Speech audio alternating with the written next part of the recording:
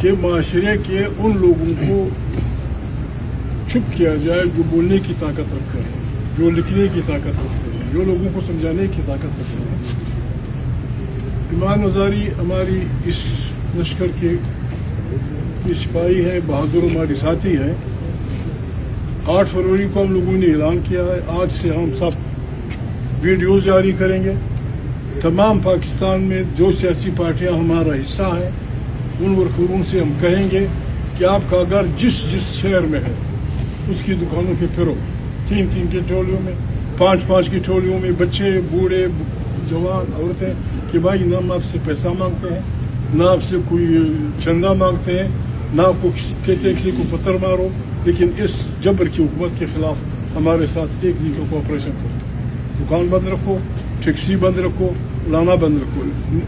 لگانے والی چیز نہیں کہ ہم ڈرا کریں گے، نو، یہ تو ابتدا ہے۔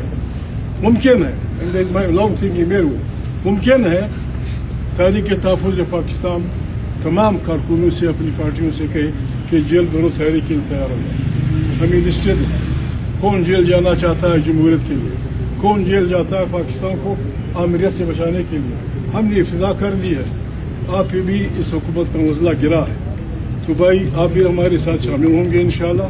ہم ظلم مٹانے نکلے ہیں، آپ ہمارے ساتھ چلیں۔ اچھا گور صاحب یہ بتائیے گا 8 فروری کو